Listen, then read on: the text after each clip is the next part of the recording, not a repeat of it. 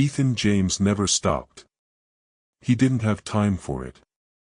People begged, always, but tonight, something stopped him in his tracks. It was late, and the city was draped in the usual glow of streetlights and neon signs, the hum of distant cars punctuating the silence. But in the shadows of Lower Manhattan, just a few blocks away from the elite gala he had just left, he spotted something different. A boy.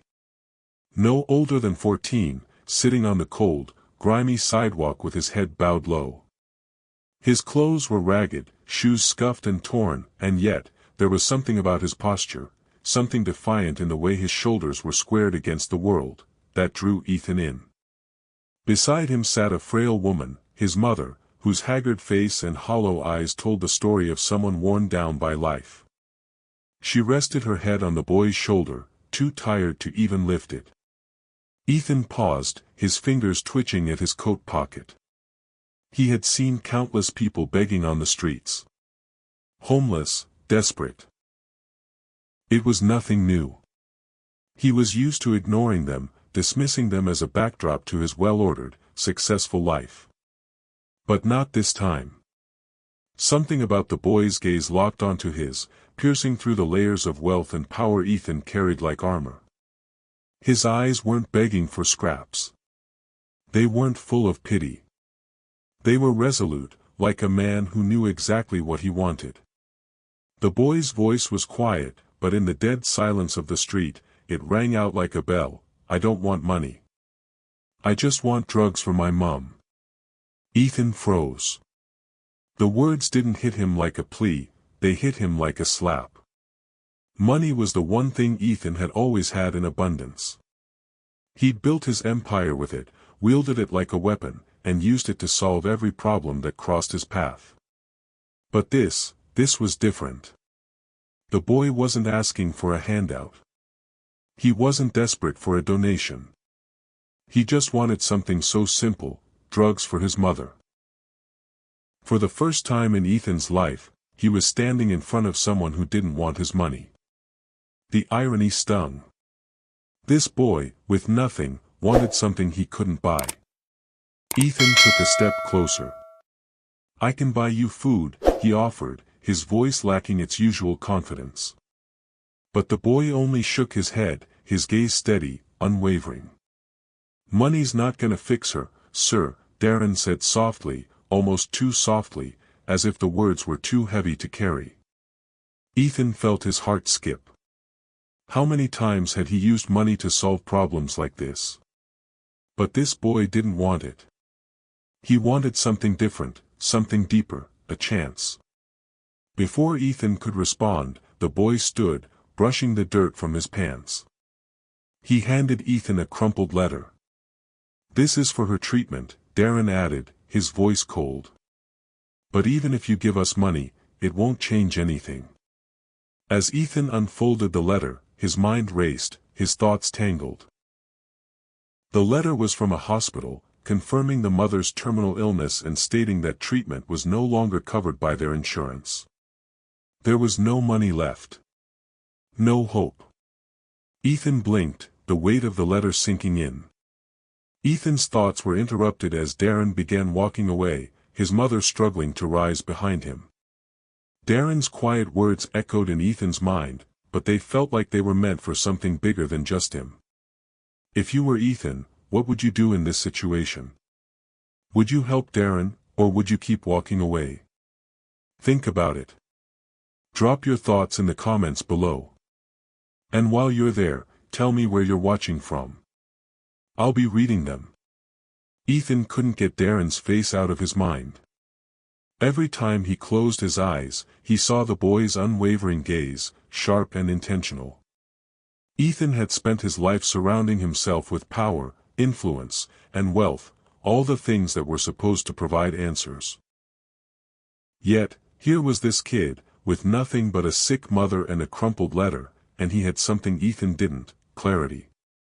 The morning after the encounter, Ethan sat alone in his penthouse, staring out at the sprawling skyline of Manhattan. The city looked beautiful from here, but to him, it felt cold, like a world he couldn't fully reach anymore. The usual distractions, phone calls, emails, endless requests, buzzed around him, but he didn't answer. His mind kept drifting back to that encounter, the quiet, unspoken request Darren had made. "I just want drugs for my mom." He had offered food. He had offered money. But neither had been enough. Darren didn't want what Ethan had. Darren wanted something Ethan couldn't give him, and that thought alone gnawed at Ethan more than he cared to admit. The more Ethan thought about it, the more he realized something terrifying: he didn't know how to solve this. For years, if there was a problem, money was the answer. But Darren had rejected that, like he saw through Ethan's well-practiced layers. This wasn't about charity, this wasn't about simply throwing cash at a problem and walking away. His phone buzzed, pulling him from his thoughts. It was a reminder about a press event scheduled for later in the day, but Ethan didn't feel like attending anymore. There was something much bigger eating at him, and it had nothing to do with his empire. Frustrated, Ethan grabbed his coat and left the penthouse. He needed answers, not from his assistant or his business partners, but from himself. The problem wasn't in the hospital or the system. The problem was him, and he had no idea how to fix it. Ethan arrived at the hospital that evening, the familiar glow of the city now feeling like a shifting mask. Lower Manhattan, with its bustling streets, felt like a different world. He could barely hear the familiar hum of the city as he walked past the entrance of the hospital. The noise seemed muffled, the chaos of his usual life falling away with each step. Inside, the smell of antiseptic and old tiles hit him immediately, and he felt suddenly out of place. The stark contrast to the luxury he was used to left him feeling cold. He approached the reception desk and asked for Laura Smith, his voice sounding too formal for the sterile environment. "She's on the 3rd floor, room 320. The receptionist didn't hesitate. "But no visitors without authorization." Ethan didn't need further permission. He slipped past the desk and made his way up to the room. Inside, Laura Smith lay motionless in a hospital bed, her skin pale and drawn. Ethan could barely recognize the woman from the vibrant picture he had conjured up in his head. The mother of the boy, the same woman who Darren was trying so desperately to save. Her chest rose and fell shallowly, her breaths weak. Ethan stepped in, and her eyes fluttered open. She looked at him, not with surprise, but with a quiet recognition. "You're Ethan James, aren't you?" Her voice was raspy, barely a whisper. Ethan nodded, unsure of what to say. "I'm here to help." He had no clear idea of how to help, but he had to say something. Her lips trembled, a smile creeping onto her face despite the pain. "You can't help me." Her words held more finality than he expected. Ethan felt a strange sting in his chest. The woman wasn't rejecting him, she was acknowledging something he couldn't buy. The weight of that realization settled over him like a thick fog. Just then, Darren entered the room. His presence was as commanding as ever, his expression unreadable. He looked at Ethan for a long moment, then at his mother, before speaking. "She doesn't need your money, Mr. James." His voice was low, controlled, but there was a challenge in it that cut through the air. Ethan swallowed. "I know you don't want charity." Darren took a step closer, his voice softer this time but no less intense. "Then why are you still offering it?" Ethan's mouth went dry, and for the first time, he didn't have an answer. The days after his visit to the hospital blurred into a haze of meetings, phone calls, and obligations. But none of it felt real. The city's hum, the clinking of glasses at exclusive events, the noise, it all felt like a distant echo, something unimportant. Ethan couldn't focus. His mind kept returning to that moment in the hospital room, to Darren's eyes staring back at him, full of defiance. Every time he tried to get back to business as usual, the image of that boy, who had nothing, kept invading his thoughts. The more he thought about it, the more he questioned everything he had been doing. How many times had he offered money to fix problems? How many lives had he changed with the stroke of a pen? And yet, there he was, unable to fix what really mattered. The system that kept people like Darren and his mother trapped. Ethan sat at his desk, the weight of his luxury office feeling heavier than ever. The view of Manhattan's skyline seemed like a mocking reminder of his failure.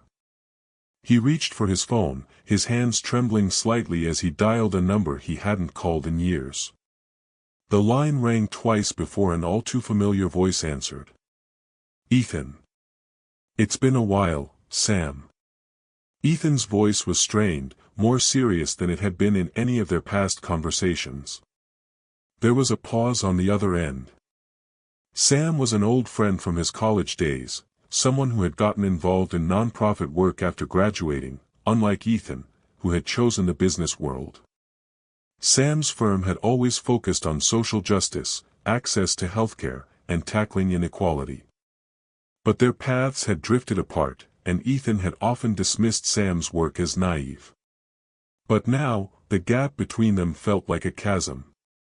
What's going on? Sam asked, his tone cautious. Ethan sighed, running his hand through his hair. I need to understand the system. It was the first time he had spoken those words aloud, and they felt strange, out of place in his world. The healthcare system, specifically. Sam's voice shifted, now filled with a mixture of curiosity and concern. Are you serious? What's happened, Ethan?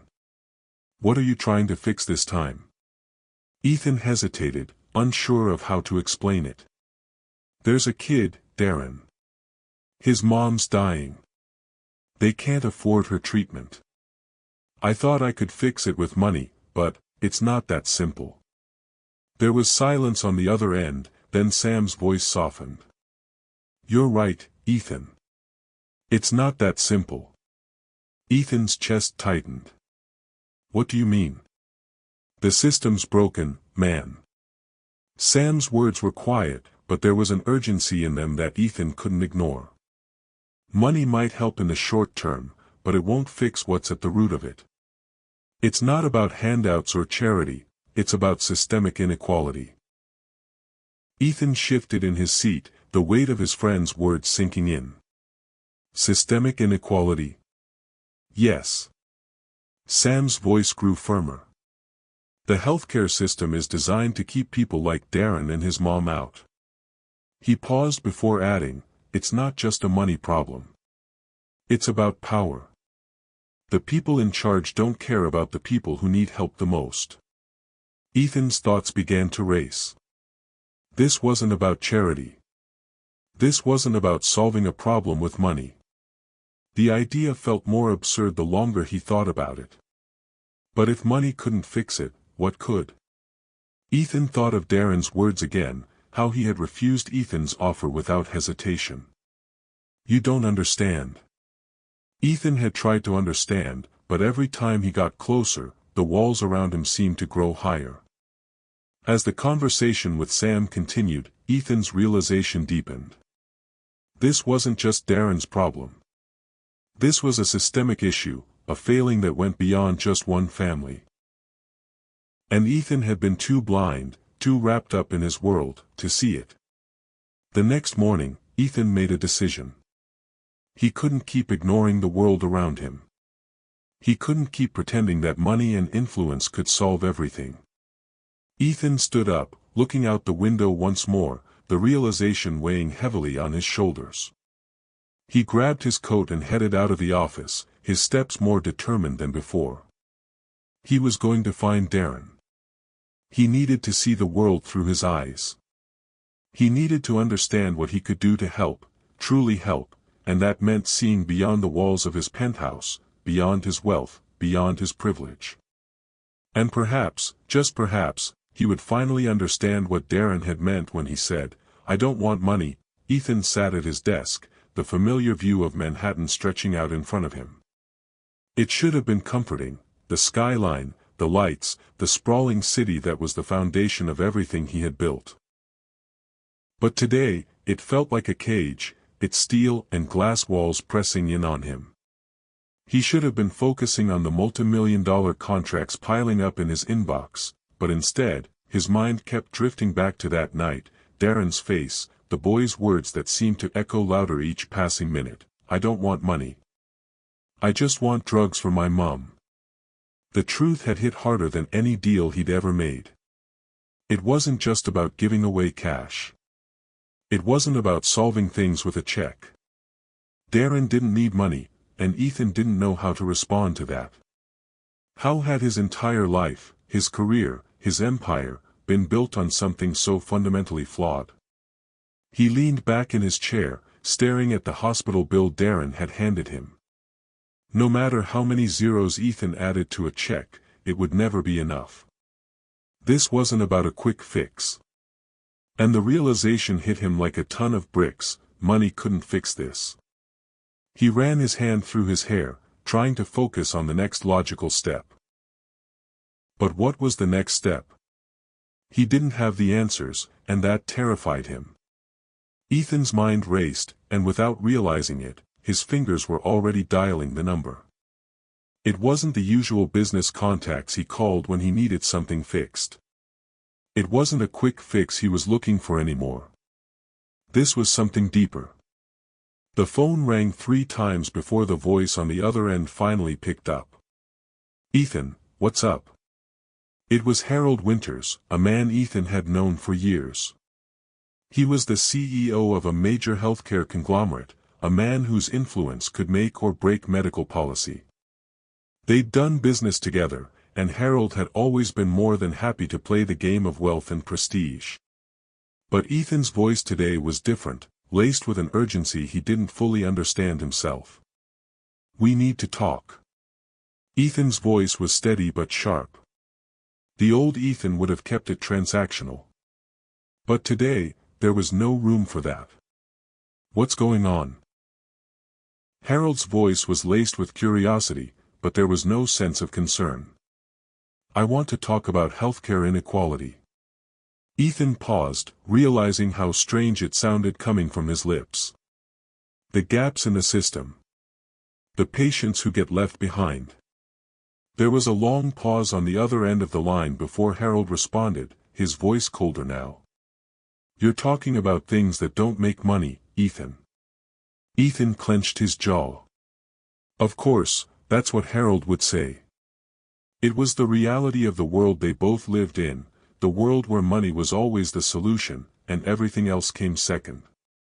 But Ethan wasn't the same man anymore. "I'm not just talking about charity. I'm talking about changing the system." Ethan's words came out sharper than he intended. The system that keeps people like Darren's mom from getting the care they need. Harold's laugh was dismissive. "This isn't a charity, Ethan. This is about business. You know the drill. Money talks, everything else walks." The line between Ethan's old world and the world he was beginning to understand was becoming clearer. His wealth, his success, his empire, none of it mattered if he couldn't change the system that had allowed people like Darren and his mother to fall through the cracks. "I know what you're saying." Ethan's voice was tight, but there was an edge of finality in it. "But I don't want to keep playing by those rules." Another silence stretched between them, and Ethan could almost hear the wheels turning in Harold's head, trying to process what Ethan was saying. "Are you sure about this?" Harold's tone softened just a fraction, but it was still thick with disbelief. "Yes."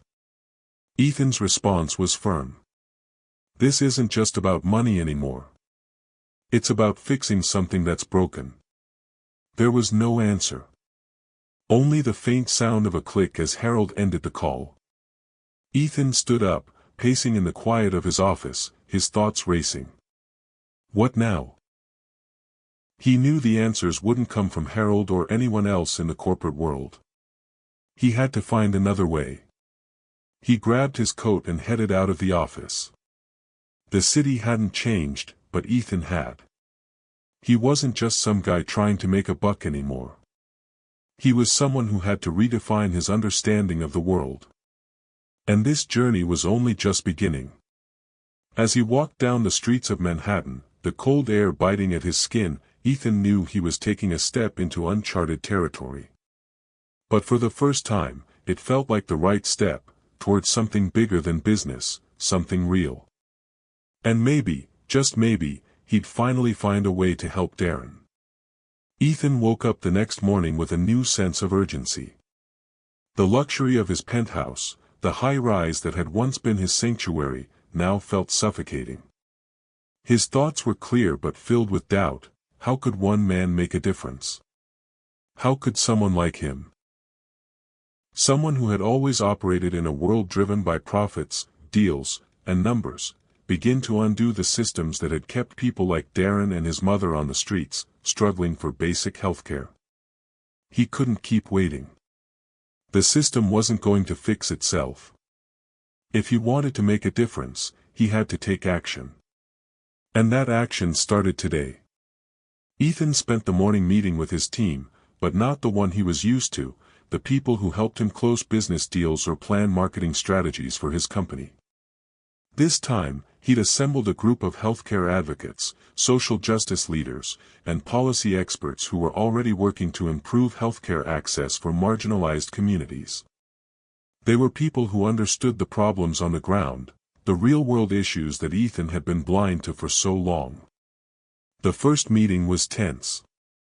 The room was filled with people who had dedicated their lives to fixing problems that Ethan had only recently come to understand. He could feel their skepticism. Who was he to waltz in with his wealth and fix things? One woman, Tasha, who had worked in community health outreach for over a decade, addressed him directly. "You understand this is more than just throwing money at the problem, right?" Ethan nodded, feeling the weight of her words. "I do now." Tasha's gaze softened, but only slightly. "Good. Because the system isn't going to change overnight. And it's not about getting the wealthy to donate. It's about policy. It's about dismantling the systems of power that keep people like Darren and his mother from getting what they need." It was a hard truth to face, but one Ethan couldn't avoid. The meeting lasted hours, with everyone passionately discussing the flaws in the healthcare system. The conversation shifted from infrastructure to affordable access, then to health insurance, how the system actively left people out based on race, economic status, and zip codes. Ethan listened, absorbing every word. He didn't have the answers, but for the first time, he felt like he was in the right room, people who knew what they were talking about, people who were living this reality every day. As the meeting wrapped up, Tasha stood up, walking toward him. "You've got the resources, Ethan.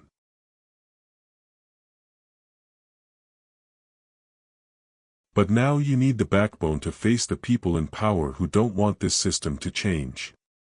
Ethan looked around the room at the faces, some hopeful, some wary. He had a decision to make. Was he willing to risk his position in the business world, where everything was neatly calculated, in exchange for something far more uncertain, far more difficult? After the meeting, Ethan walked through the streets of Lower Manhattan, his mind reeling. There was still so much he didn't understand. But one thing had become clear: he wasn't going to make real change by playing the same game he had been playing for years. He had to get his hands dirty. He had to understand what was wrong with the system at a level beyond just policy and numbers. It wasn't going to be easy. The people in power would resist. They would fight him, just like Harold had tried to dismiss him. But Ethan was ready. The next day, Ethan made a call to Darren's family. It wasn't a formal meeting. It wasn't about money. It was about understanding. He needed to see for himself the reality of what people like Darren were going through, not just as an observer, but as someone who needed to take responsibility. When Ethan arrived at the apartment, Darren opened the door, his face a little softer now, but still guarded. The mother, Laura, was resting on the couch, her condition worsening by the day.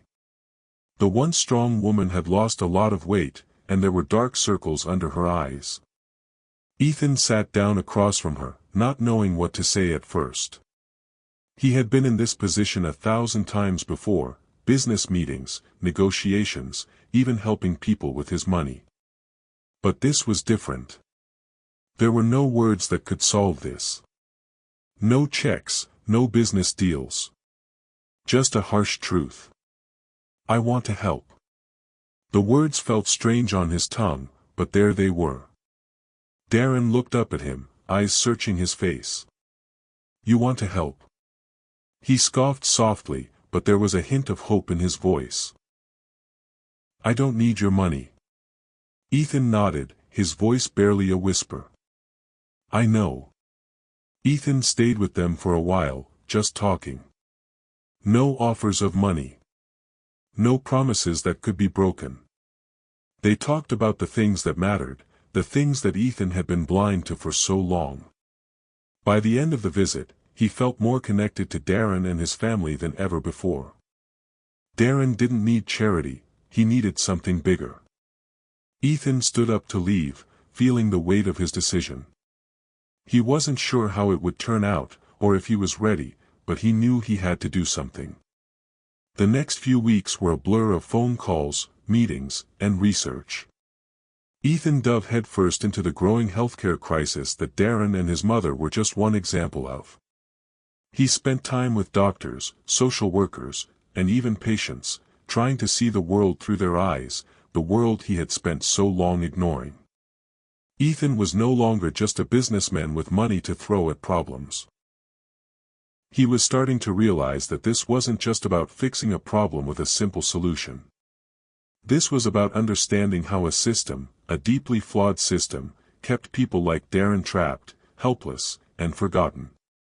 It was late one evening when Ethan met with a policy expert named Maya, someone who had been working in healthcare reform for over a decade.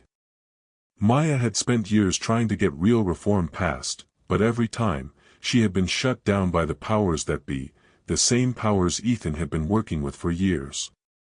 "Ethan, the system is rigged." Maya's words hit him harder than he expected. "We're not talking about a simple fix. The healthcare industry is built on keeping people dependent on profit. There's too much money at stake for anyone to want to change it, ***. Ethan nodded, the weight of her words sinking in. He had always operated in the realm of profits and deals, but now, he was seeing how deeply those same forces had shaped the lives of people like Darren. Maya leaned forward, her expression serious.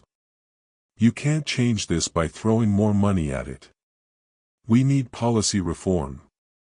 We need to dismantle the barriers that are keeping people like Darren's mom from getting the care they need." Ethan's chest tightened. It felt like a bitter truth, one he had been trying to avoid. But now, the more he heard, the more he realized how deeply the problem ran. He wasn't sure if he had the resources to tear down the system, but he knew one thing for sure: he wasn't going to stop. Over the next few days, Ethan met with lobbyists, lawmakers, and advocates, people who had been fighting for years to get a universal healthcare system in place. But he quickly realized that fighting the system was like trying to take down an ancient machine: slow, steady, and incredibly difficult. One evening, Ethan walked out of a meeting with a congressman who had been stonewalling him for weeks. His hands clenched into fists at his sides as he walked down the steps of the building. The congressman had promised him support in the past, but now that Ethan was pushing for real reform, the politician was backing off, scared of the political fallout. "It's not about the people anymore, Ethan," the congressman had said in their meeting. "It's about staying in power." That stung more than Ethan was willing to admit. The people, the ones who needed the system to change, were nothing but pawns to these politicians. Ethan walked the streets of Lower Manhattan again, feeling the weight of everything he had learned.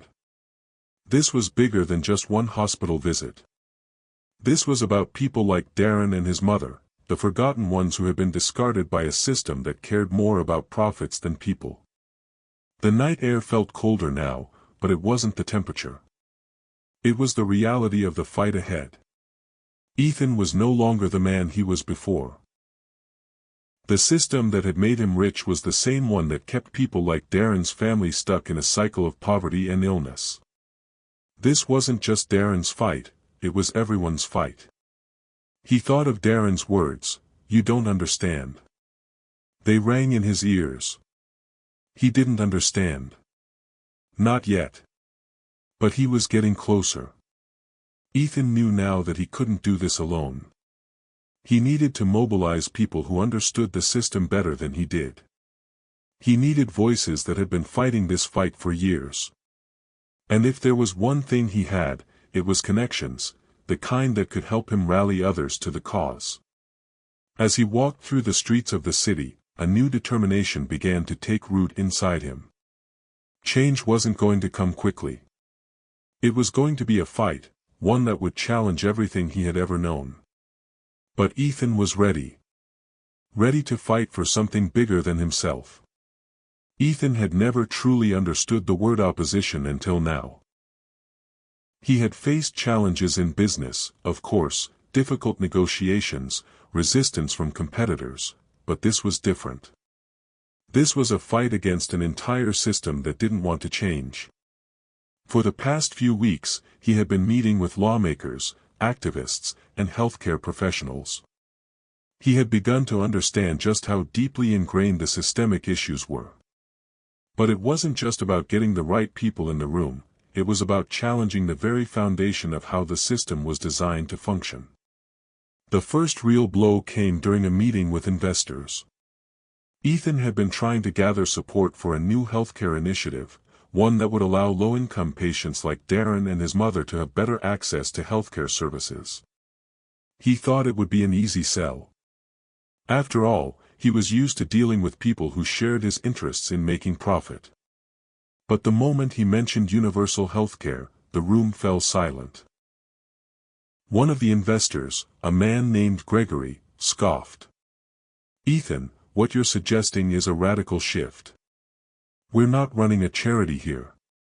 If we push this, we risk alienating the people who can actually pay for healthcare." The others nodded in agreement, and for the first time, Ethan felt a growing unease inside him. These people were all about profits, the very thing he had once believed was the key to everything. "So you're saying this is about protecting profits? Not about giving people better access to healthcare?" Ethan asked, his voice tinged with frustration. Gregory met his gaze with a cold smile. "You can't change an entire industry overnight, Ethan. You want to throw away years of structure and profit just to help a few people."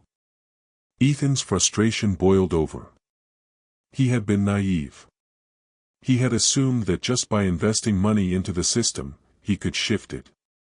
But the truth was much more complex, and far more resistant. The people at the top weren't interested in helping. They were interested in maintaining their power. Later that night, Ethan sat alone in his penthouse, staring out at the skyline. The weight of Harold's words, the investors' reactions, and the growing realization that real change wouldn't come easily crushed down on him. He had fought for years to build his empire, to get to this place of comfort. But now, he wasn't sure what to do.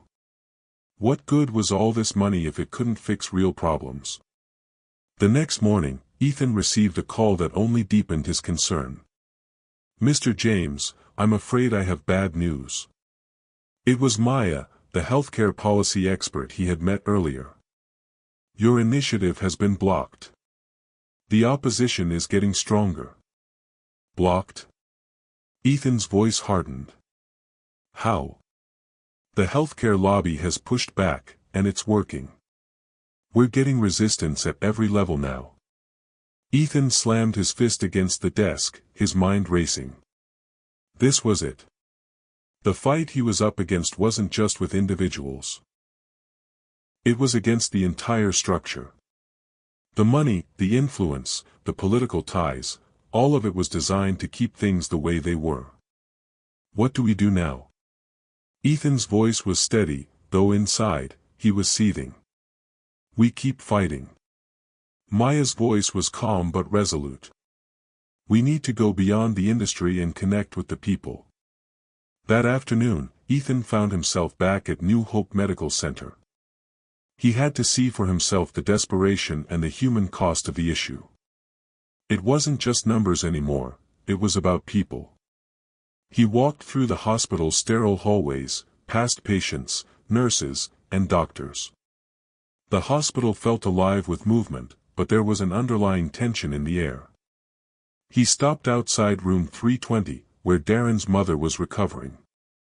Ethan knocked gently on the door and entered. Darren looked up, his expression still guarded but softer now. "Mr. James." He nodded, but there was no sign of warmth. Darren had seen too much to be hopeful. Ethan sat down beside him. "How is she?" he asked softly. "Better than before." Darren's eyes didn't leave his mother's fragile form in the bed. "But better doesn't mean good." Ethan sighed, watching the boy closely. There was so much anger in Darren's voice, but there was also resignation. Darren had seen how the system failed his mother, and it was hard to blame him for feeling that way. "Darren, I'm not giving up," Ethan finally said, his voice firm but filled with doubt. "I can't." Darren looked at him, his eyes narrowing. "You don't understand." Ethan's chest tightened. Darren was right, he didn't understand. He had the wealth, the influence, but he didn't have the real-world experience. Not yet. But he would. He had to. The weeks passed in a blur of meetings, phone calls, and political maneuvering. Each day brought a new challenge, and with each challenge, Ethan's resolve was tested. But he wasn't backing down. Not now. Not after everything he had seen, after everything he had learned about Darren, his family, and the broken healthcare system. The pushback had been expected: healthcare lobbyists, corporate interests, and politicians whose entire careers depended on maintaining the status quo were fighting him every step of the way. But Ethan had started to see their tactics for what they really were: fear. Fear of losing their grip on power. Fear of a system that valued profits over people finally being exposed for what it was. And fear of someone like Ethan, the very embodiment of that system, shaking it to its core. Ethan was in his office late one night, the city lights below casting a faint glow in the darkness. He had just finished a call with Maya, the healthcare reform advocate who had been a constant voice of reason in the chaos. The proposal they had pushed through, a new plan for universal healthcare coverage for low-income families, had finally reached a breaking point. The Senate was about to vote, and Ethan knew the outcome was anything but certain. "We need this vote." Maya's voice had been full of concern. "The opposition is already digging in. If we don't get the support we need, this could be over before it even starts." Ethan sat back in his chair, running his hand through his hair. He felt the weight of the situation pressing down on him. He had tried everything he could to get the right people on board. But now, it felt like the battle was slipping through his fingers. The power players, the ones who had the final say, weren't interested in doing what was right, they were interested in maintaining control. "I'm not giving up," Ethan said firmly, though he wasn't sure if he believed it himself. But as the days dragged on, Ethan couldn't shake the feeling that he was at a crossroads. Darren's words still haunted him: "You don't understand." Maybe Darren was right. Ethan didn't understand it all yet, but he was starting to see the cracks in the system. It wasn't just about writing a check. It wasn't just about passing a bill. This wasn't going to be a quick fix. It was a long, hard battle, and it was going to take more than just a plan. It was going to take sacrifice. One morning, Ethan stood before a crowd of journalists in a press conference, the weight of the moment settling heavily on his shoulders. He had come this far, and now the world was watching. The Senate vote was days away, and the stakes couldn't have been higher. A reporter asked the question that had been on everyone's mind for weeks. "Mr. James, why are you so committed to universal healthcare? What do you stand to gain from this?" Ethan's gaze swept across the room, the flashing lights of the cameras blinding him for a moment. He wasn't just speaking to these reporters, he was speaking to everyone watching.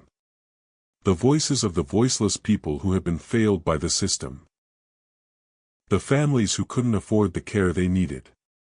The Darrens of the world, who didn't have a chance because the system was designed to keep them out. "I'm doing this because it's the right thing to do," Ethan said, his voice steady. "No one should have to choose between putting food on the table and getting the treatment they need to survive. And that's what's happening every day in this country. People are dying because they can't afford healthcare." The room was silent for a moment. He could feel the eyes of the world on him, and for the first time, it didn't matter. He wasn't fighting for himself anymore. He was fighting for something much bigger. "This isn't about charity. It's about justice," Ethan continued.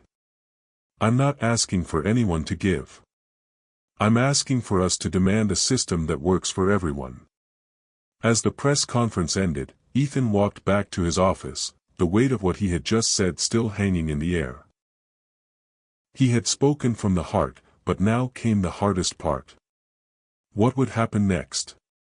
The following days were a whirlwind. The Senate vote was fast approaching, and the pressure on Ethan only grew. The lobbyists were relentless, fighting back with every trick in the book. The corporate interests had put out their own ads, attacking the reform as a threat to profits. Ethan was being painted as the enemy, the man who wanted to change everything. He couldn't back down now. But as the pressure mounted, Ethan's resolve was tested. The people who stood behind him were starting to doubt. The resistance was becoming harder to ignore. It wasn't until that night, when Ethan sat down to dinner alone in his penthouse, that he realized just how much he had changed. The glass of wine in front of him seemed empty, even though it was full. The city lights below flickered like a world he no longer felt connected to. He had lost his comfort. The life he had built, everything he'd worked for, was slipping away, piece by piece. But for the first time, he didn't care. Ethan's phone buzzed incessantly on his desk, the notifications growing louder with each passing minute.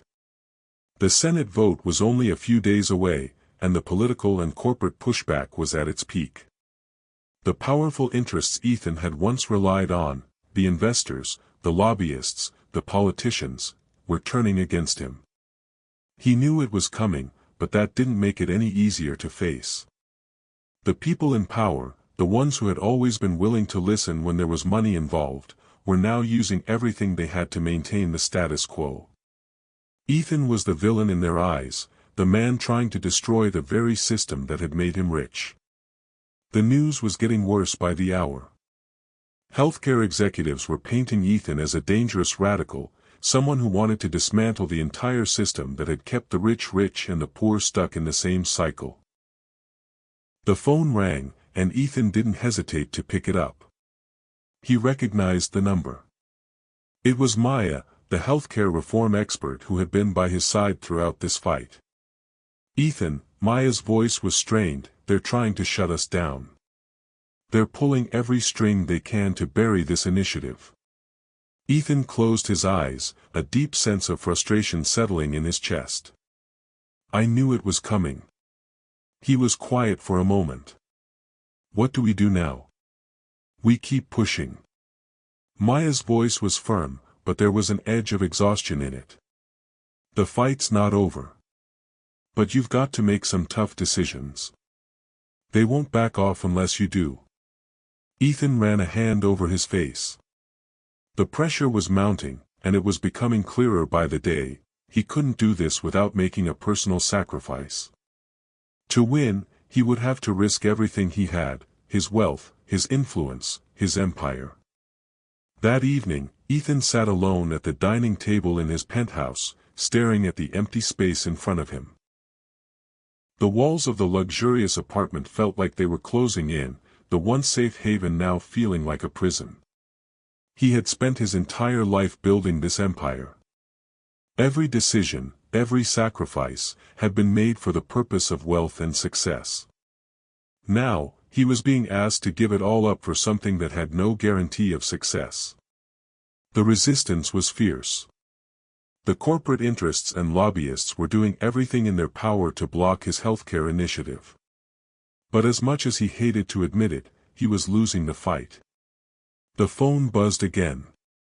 This time, it was a message from one of his most trusted advisors, Gregory, the investor who had been his friend for years. The message read, "If you continue down this path, Ethan, you're going to lose everything. Think about what you're willing to sacrifice." Ethan's fingers hovered over the phone screen. For a moment, he considered responding, telling Gregory to stay out of it. But the reality was staring him in the face. If he kept pushing for this reform, if he continued to challenge the powerful forces that had shaped his career, he was going to lose it all. The decision weighed heavily on him. He stood up and walked to the large window overlooking the city.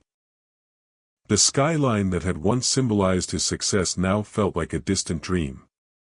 He was at a crossroads, and the path ahead was uncertain.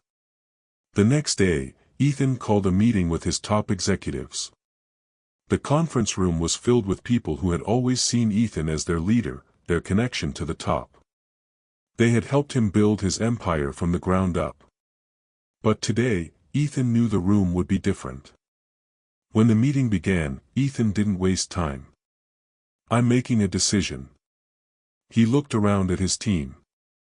"I'm pulling out of the healthcare initiative. I can't risk everything for something that might fail." The room was silent. No one spoke.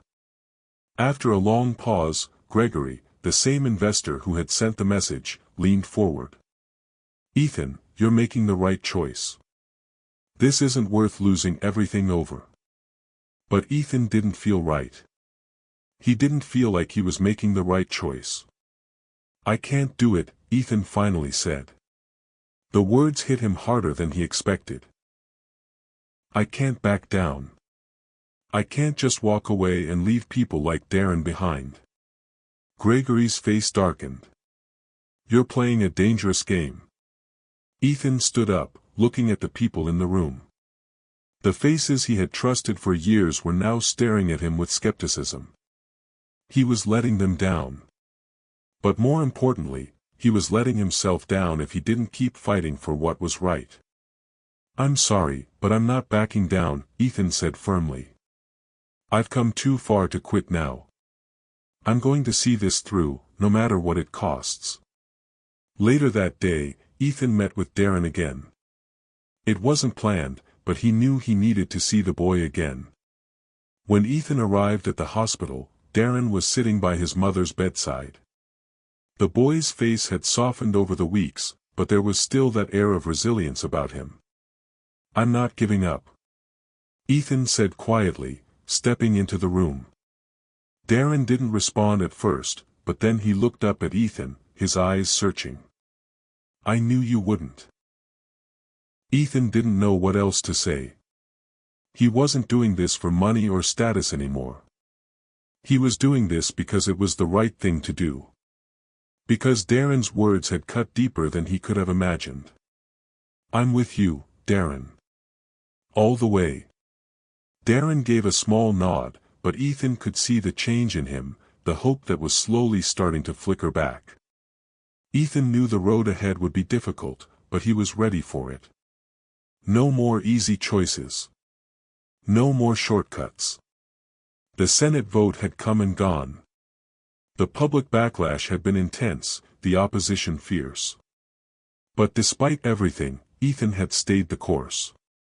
He had risked everything, the wealth, the power, the influence, and had fought for something bigger than himself. He had fought for people like Darren and his mother. For the millions who had been forgotten by a system that was supposed to care for them. Ethan stood at the window of his penthouse, looking out over the city. The skyline, once a symbol of his success, now seemed different. It didn't seem so far away anymore. The luxury he had built around himself felt empty compared to the real work he had committed himself to. He wasn't the same man he had been just months ago. He had sacrificed parts of his life, his business empire, his comfort, and most importantly, his ego, for a cause that wasn't about him. It was about justice, about giving people like Darren the chance they deserved. The news coverage was relentless. The headlines weren't kind. Some said he was naive, others called him a radical. But through all the noise, Ethan stayed focused on what mattered most, the people. Ethan's phone rang, snapping him out of his thoughts. It was Maya. "Ethan, we did it." Her voice was tinged with disbelief, but there was an undeniable excitement beneath it. "The vote passed. The reforms are happening." Ethan's chest tightened, the weight of her words sinking in. After all the months of struggle, all the doubts, the pushback, it had worked. But as the victory settled in, something in Ethan didn't feel complete. This wasn't over. There was still so much work to be done. "We've got a long way to go, Maya. But we've made the first step." "Exactly." She laughed, the sound full of relief. "I know you've got a plan for the next step. You're not stopping now, are you?" Ethan smiled, feeling something like peace for the first time in a long time. "No. This is just the beginning." As the day wore on, Ethan reflected on everything that had led him to this moment. He thought of Darren, sitting in that hospital room with his mother, rejecting Ethan's money. Darren's words had haunted him, but they had also driven him to make a change that was long overdue. Darren had been the catalyst for a journey that had transformed Ethan's life. Ethan stepped outside, the cool evening air hitting his face as he walked through the streets of Lower Manhattan. The city was still alive, still buzzing with its usual energy, but for the first time, Ethan felt connected to it in a way he never had before. He had started this journey believing that money could solve everything, but now, he saw the bigger picture. True change wouldn't come from a check or a policy, it would come from challenging the system and lifting up the voices of those who had been left behind. Later that evening, Ethan found himself back at New Hope Medical Center, standing outside the room where Darren's mother had been recovering. He knocked softly on the door before entering. Darren was sitting next to his mother, his eyes focused on her face. Laura Smith had made it through the worst of her illness. The treatment she had received, funded through Ethan's push for reform, was making a difference. "Mr. James." Darren looked up, his face unreadable. But there was a flicker of something in his eyes, something Ethan couldn't quite place. "I wanted to see you both again." Ethan's voice was steady, but his emotions ran deep. "I want to make sure this works. That this change doesn't stop here." Darren nodded slowly. "You've done a lot. You don't have to keep proving it." Ethan shook his head. "I'm not done yet. This is just the beginning." For the first time, Darren smiled, a small, almost imperceptible change, but enough for Ethan to see. This battle wasn't over, but they had won a crucial victory. And that victory meant hope for families like Darren's, who had been forgotten for far too long. As Ethan left the hospital that evening, the weight of everything he had fought for felt lighter. The road ahead was still long, but he was no longer alone in this fight. There were people, real people, who had begun to believe that change was possible. And Ethan James knew, deep down, that he had finally found his true purpose. Not in the world of business, but in the fight for justice, for equality, and for a future where no one had to choose between healthcare and survival.